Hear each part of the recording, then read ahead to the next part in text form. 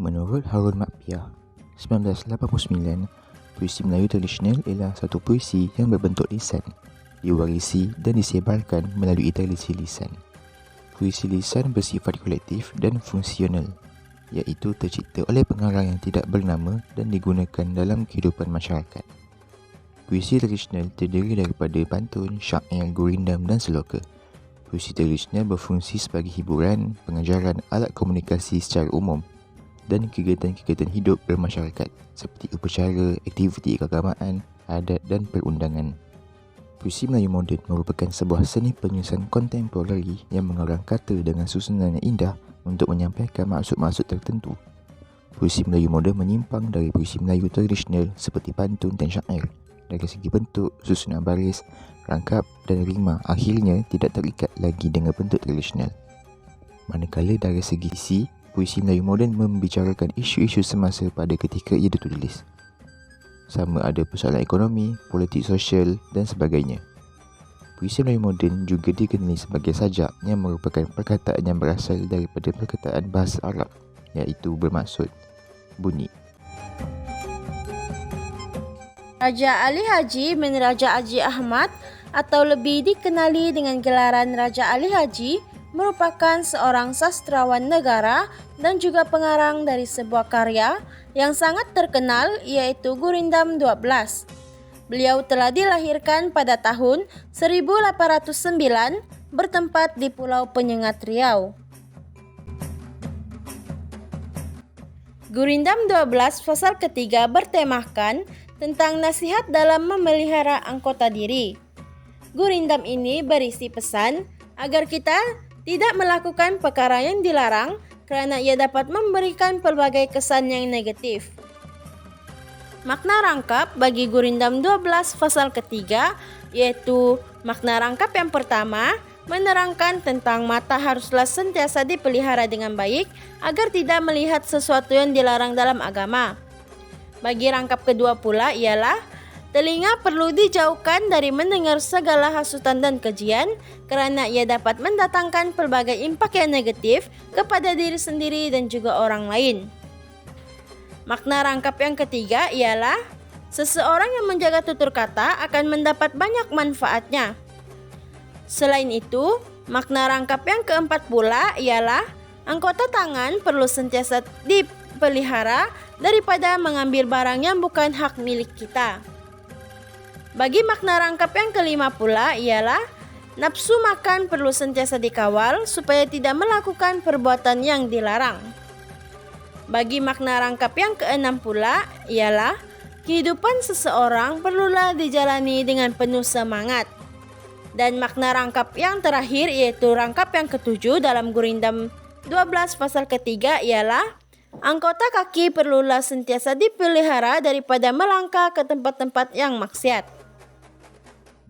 Hamka atau nama sebenar beliau Haji Abdul Malik Karim Amrullah dilahirkan pada 17 Februari 1908 di Sungai Batang, Indonesia dan meninggal dunia pada 24 Julai 1981 dikuburkan di Jakarta, Indonesia.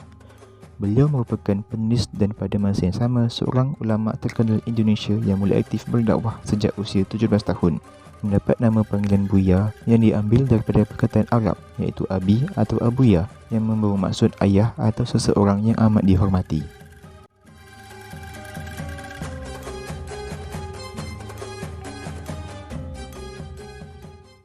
Puisi ini bertemakan keagamaan. Tema ini membawa persoalan tentang manusia yang sering terlena dengan nikmat usia sehingga terlupa untuk melakukan ibadat-ibadat ketika di usia muda. Pengarang menggambarkan tentang keadaan masa yang berlalu dengan pantas. Pada masa yang sama, manusia masih lagi terlena dan leka dengan nikmat usia yang panjang sehingga sering tidak sempat untuk melakukan kebaikan dan ibadah. Pengarang juga mewujudkan persoalan adakah manusia akan terus dengan kelekaan ini sehingga tidak sedar akan peningkatan usia dari 30-an sampai 50-an.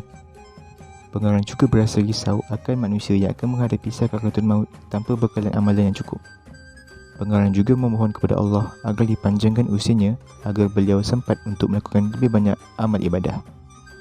Pengarang juga memberi pesan agar kita memanfaatkan waktu dengan amal ibadah sebelum menghadapi hari kematian kerana orang-orang yang terlena tidak akan pernah merasa kehilangan masa dan menyebabkan mereka rasa seperti tiada waktu untuk beramal. Roslan Madun ialah seorang penggiat seni sepenuh masa. Beliau dilahirkan di Kampung Durian Tawar, Mengkarak pada 20 Julai tahun 1952. Beliau mula menyelidik dan mempopularkan lagu rakyat pada tahun 1981. Karya agungnya, lagu Lemak Manis, banyak dinyanyikan di sekolah-sekolah dan kem-kem latihan khidmat negara. Selain itu, lagu Seloka Pak Kaduk nyanyiannya pula menduduki carta hit gegar THR hampir 1 tahun pada tahun 2009 yang lepas. Nazam ini bertemakan keagamaan dengan menghuraikan rukun Islam dalam bentuk lagu. Pendendang nazam meminta ampun akan dosa-dosa mereka. Pujian diberikan kepada Allah Subhanahu wa Ta'ala yang memerintahkan ibadah solat kepada seluruh hamba-Nya. Ibadah solat 5 waktu sehari semalam itu merupakan fardu ain. Agama Islam adalah berasaskan kepada 5 perkara dalam rukun Islam dan mengucap 2 kalimah syahadah adalah rukun Islam pertama. Mendirikan solat 5 waktu sehari semalam merupakan rukun Islam kedua, manakala berpuasa di bulan Ramadan adalah rukun Islam ketiga. Mengeluarkan zakat bagi membersihkan harta adalah rukun Islam keempat. Menunaikan ibadah haji bagi yang mampu adalah rukun Islam kelima. Sekali lagi, pendendang memohon keampunan dari Allah.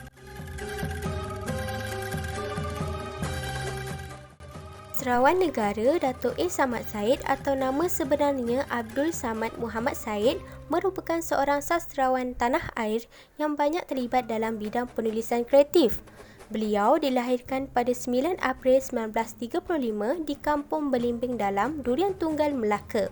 Antara karya besar yang dihasilkan ialah Salina, Sungai Mengalir Lesu, Di Hadapan Pulau, Langit Petang, Hujan Pagi, Lantai Ti Pinky, Benih Semalu, Benih Harapan, Warkah Eropah, Al-Amin, Rindu Ibu dan lain-lain lagi.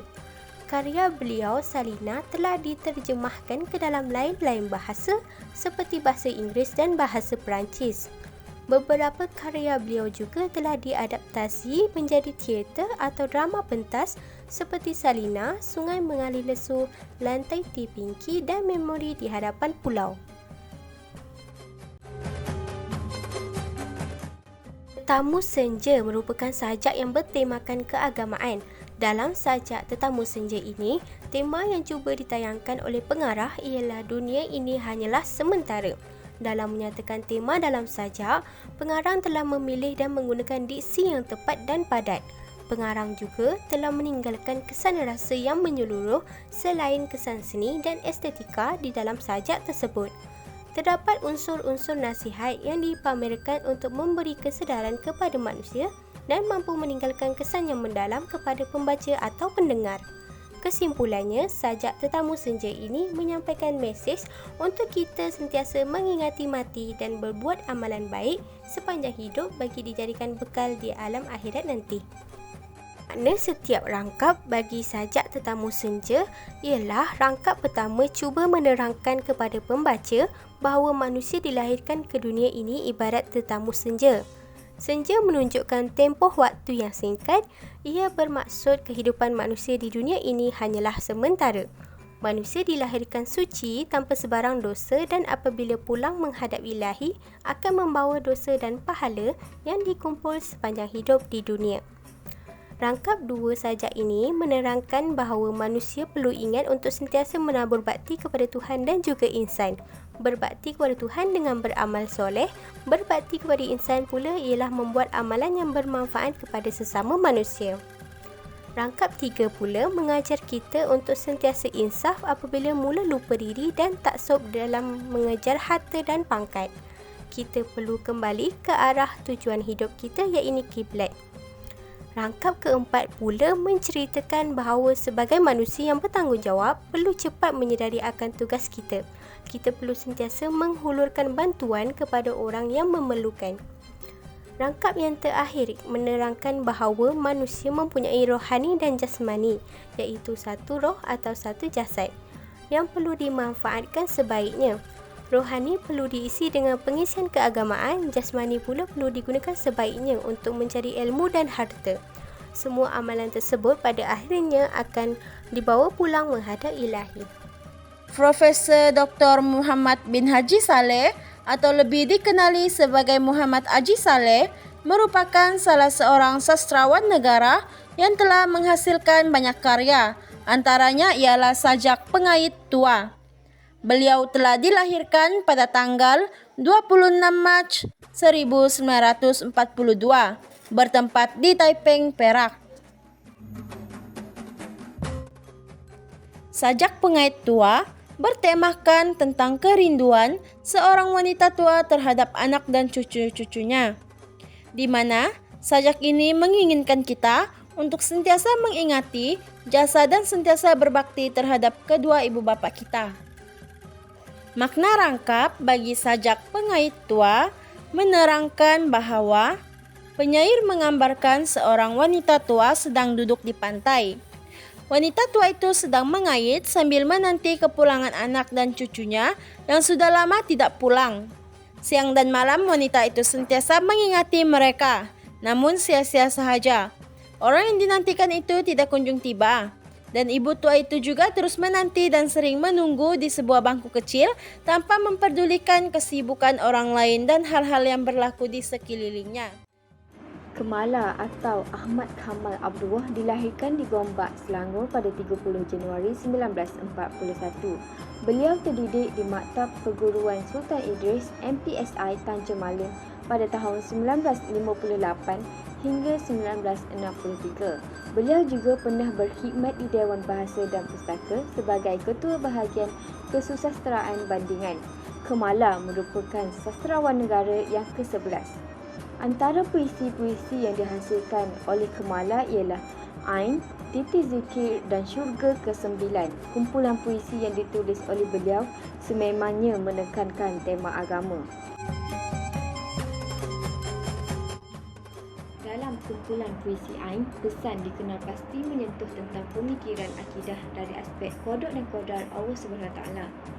Kalau ombak tak menghempas, akankah burung berhenti berkicau? Kalau awan tak bergulung, apakah angin kehilangan lagu? Kalau gunung tak dipayungi langit kukuh, apakah belantara terbakar sengsara? Tema puisi ini ialah ketentuan qada dan qadar Allah SWT. Kemala menyatakan tentang qada dan qadar Allah iaitu yang menyentuh aspek pahala dan dosa yang sudah ditentukan olehnya. Mesej yang ingin disampaikan pula, qada dan qadar yang ditentukan ini mampu menguji tahap kesabaran seseorang manusia dalam perjalanan mengukuhkan ketakwaan kepada penciptanya. Puisi ini memberi gambaran kepada manusia bahawa sesiapa yang melakukan kebaikan akan mendapat pahala, manakala sesiapa yang melakukan kejahatan akan mendapat dosa. Selain itu, segala musibah dan bencana alam yang berlaku juga merupakan qada dan qadar yang ditetapkan oleh Allah SWT. Segala ketentuan dan ujian ini perlulah dihadapi oleh umatnya dengan tabah kerana Allah SWT tidak akan menguji di luar kemampuan umatnya. Berdasarkan kepada rangkap puisi berkenaan, Kemala memenuhi prinsip pertama teori takmilah iaitu ketuhanan yang bersifat kamal. Ia memperlihatkan sifat kamal Allah SWT menerusi kekuasaannya yang menurunkan segala musibah, ujian dan bencana kepada umat. Kesimpulannya, puisi tradisional dan puisi moden mempunyai matlamat yang sama. Kedua-duanya berfungsi sebagai alat hiburan dan komunikasi dari zaman dahulu hingga sekarang. Oleh itu, kita sebagai bangsa Melayu hendaklah mengekalkan tradisi nenek moyang kita dalam bahasa agar kita tidak luput di telan zaman.